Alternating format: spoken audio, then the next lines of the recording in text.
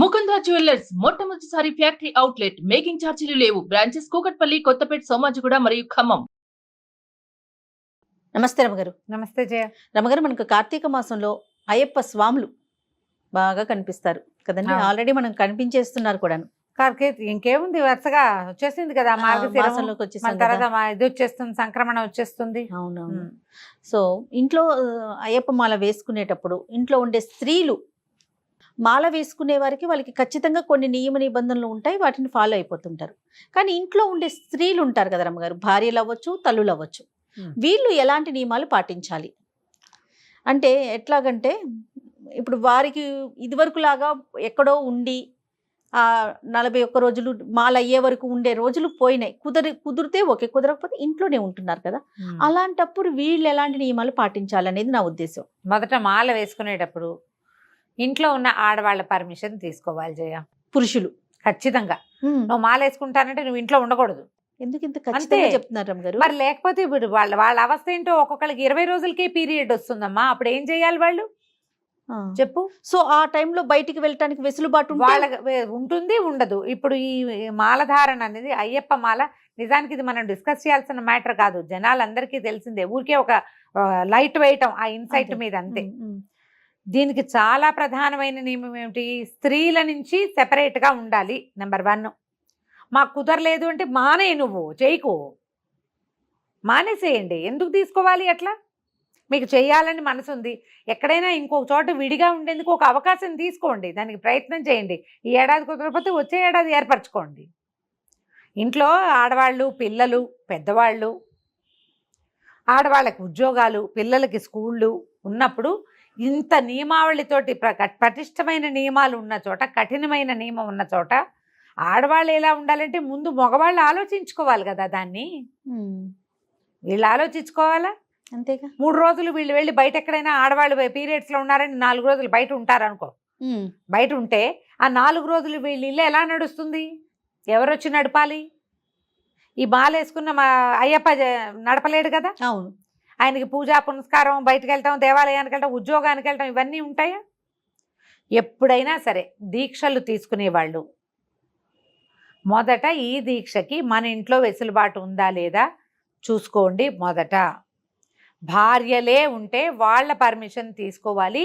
లేని పక్షంలో వాళ్ళు హింసపడుతూ, వాళ్ళు కష్టపడుతూ, వాళ్ళు ఏడ్చుకుంటూ చేస్తే మీ మాల దానివల్ల ఏం ప్రయోజనం లేదు, అది కరెక్ట్ కాదు. తర్వాత ఇదివరకటి కాలంలో నాకు తెలిసి జయ, ఎప్పుడు సంగతి చెప్తాను, 30-40 ఏళ్ల క్రితం ఏనాడో 40 ఏళ్ల నాడు అక్కడక్కడ కనపడేవాళ్ళు అయ్యప్పలు. వీళ్ళకి నియమంగా ఇంట్లో ఉన్న పెద్దవాళ్లే వంట చేసి పెట్టేవాళ్ళు. భార్యలు వంట చేసి పెట్టిన అయ్యప్పలు ఇది వరకు లేరు. ఎప్పుడు పెద్దవాళ్ళు అయ్యి వీళ్ళకి పీరియడ్స్ పోతే వాళ్ళతో వంట చేసుకునేవాళ్ళు. ఈ పీరియడ్ వచ్చే భార్యలు పెట్టడం కూడా ఇదివరకు ఉండేది కాదు.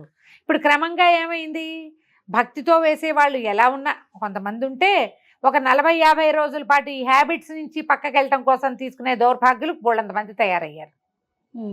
వీడు అది మానేదలుచుకున్నాడు కాబట్టి ఏదో అయ్యప్పని వేసుకుని, ఇంట్లో పెద్దవాళ్ళు ఎవరు లేరు, భార్య అమ్మాయికి రెగ్యులర్ పీరియడ్స్ వస్తాయి, పీరియడ్ లేనప్పుడు వంట చేస్తుంది, ఇలాంటిది వచ్చేసింది. ఇప్పుడు ఇది అసలు నియమావళిని మనం ఉల్లంఘిస్తున్నట్టే కదా. అంతేగా. ఉల్లంఘన ఎలాగూ జరుగుతోంది.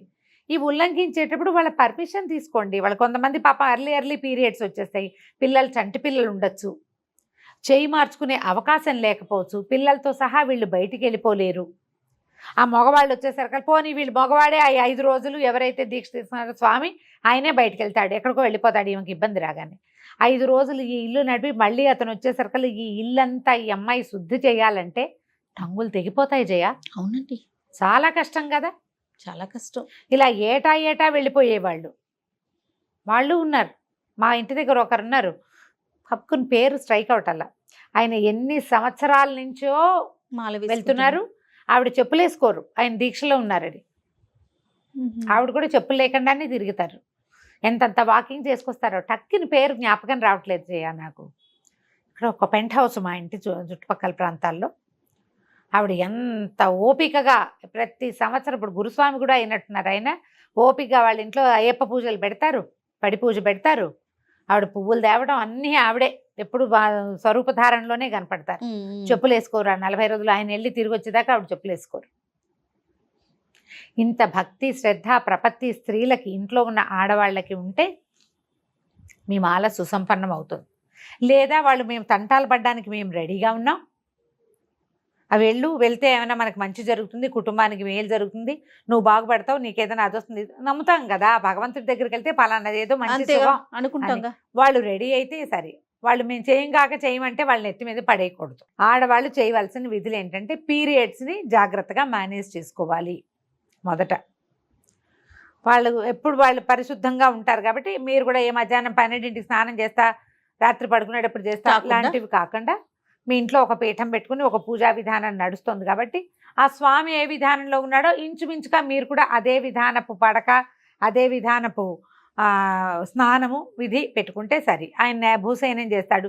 మీకు చిన్నపిల్లలు ఉంటే మీరు మంచం మీద పడుకున్నా ఓకే. ఇతరత్రా ప్రయాణాలు, పార్టీలు, ఫంక్షన్లకి వెళ్ళకుండా మనం ఈ 40 రోజులు అదే భక్తి భావంతో వెళ్ళగలిగితే చాలా బాగుంటుంది. ఇప్పుడు మగవాళ్ళు ఏదో చేశారు, మనం ఒకటి తెలుసుకోవాలి. ఇక్కడ మగవాడు ఏ పుణ్యకార్యం చేసినా, ఏ దైవ కార్యం చేసినా, ఎక్కడ దండం పెట్టినా అందులో 50% మనకి. కాబట్టి ఇది మంచికేనని నమ్మి వాళ్ళకి చేయగలిగినంత హెల్ప్ చేస్తే, చేయగలిగినంత సేవ చేసుకుంటే మనకి మంచిదే, కుటుంబానికి మంచిది. దీంట్లో కొంచెం బలువు సులువు ఆలోచించుకుని మరీ చిన్న చిన్న పిల్లలు ఉన్నప్పుడు అప్పుడు పెట్టుకోకుండా ఉండి, లేదా మీ అమ్మనో అత్తగారినో తెచ్చి ఇంట్లో పెట్టుకుని వీళ్ళకి వండి పెట్టడము, మడిగా కొంచెం శుద్ధంగా అన్నీ కలపకుండా చేసి పెట్టే వాళ్ళని ఎవరైనా అవకాశం చూసుకుని చేసుకుంటే ప్రెషర్ లేకుండా పూజ నడిచిపోతుంది. ఇప్పుడు ఏదైనా తీసుకున్నాం ఒక దీక్ష, దేవుడా రాముడా ఈ 10 రోజులు ఎలా గడుస్తాయిరా అనుకోకూడదు. కరెక్ట్ రమ్మగారు. ఆడుతూ పాడుతూ చేయగలగాలి. భగవత్ సేవ ఆడుతూ పాడుతూ చేస్తేనే మనకు మంచిది. ఇంకా ఎప్పుడని రోజులు ఇంకా ఎన్నాళ్ళు అని లెక్క పెట్టుకుంటుంటే దానివల్ల ఏం పుణ్యం? అవును, ఉపకారం ఏం లేదు. దానివల్ల ఉన్నది అనవసరంగా చెడుస్తుంది. జాగ్రత్తగా చేయండి. మీరు చెప్పులు వేసుకుంటారా వేసుకోరా, నేను ఆఫీస్కి వెళ్ళాలి, అవన్నీ మీ ఇష్టం అమ్మా. ఎవరి విధానం వాళ్ళదే. కానీ శుచి శుభ్రత, కొంచెం మడి మైల పాటించి ఈ స్వాములు ఎవరైతే అయ్యప్ప సేవకు వెళ్ళదలుచుకున్నారో వాళ్ళకి సహకరిస్తే, ఆడవాళ్ళు కూడా సహకరించే పరిస్థితి ఉన్నప్పుడే దీక్ష తీసుకుంటే మగవాళ్ళు కూడా మంచిది. అంతే. ఇదేముంది, కార్తీకం, పైగా చలికాలం ఇది. ఈ చిన్నపిల్లలు పొద్దున్నే స్నానాలు అవి చేయగలుగుతారు, చేయలేకపోతారు. అందరి ఆరోగ్యాలు ఒకలా ఉండవు. కొంతమంది పీరియడ్స్లో ఇష్యూస్ ఉండొచ్చు, హెల్త్ ఇష్యూస్ ఉండొచ్చు. అవన్నీ సపోర్ట్ చేయాలి కదా. అవును అవును. దాన్ని చూసుకుని దిగండి. ఏ దీక్ష అయినా సరే, ఇదే కాదు, భవానీ దీక్షలు తీసుకుంటారు, గోవింద దీక్ష తీసుకుంటారు, హనుమత్ దీక్ష తీసుకుంటున్నారు, శివ దీక్షలు కూడా అట. ఏ దీక్ష అయినా సరే మగవాళ్ళ దీక్ష అంటే ఆడవాళ్ళ ఒప్పుదల ఉండి తీరాలి. ఇది నియమం పెట్టుకోవాలి. ఈ సాధారణ నియమం పెట్టుకుని వాళ్ళు వెళ్తారు, మనం గెంటిస్తాము. కాదరమ్మ గారు, ఇదే మాట మీరు ఎప్పుడు చెప్తూ ఉంటారు. వ్రతాలు నోములు చేసుకునేటప్పుడు ఇంట్లో ఉన్న మగవారు కానీ పెద్దవాళ్ళు కానీ వాళ్ళతో ఒప్పించుకొని వాళ్ళు సరే అంటేనే చేయమని చెప్తారు. ఎప్పుడు అలానే మగవారికి కూడా అంతే, మగవారికి కూడా అంతే. అంతే కదండి. అంతే. రైట్. అదే కదా. నమస్తే. నమస్తే.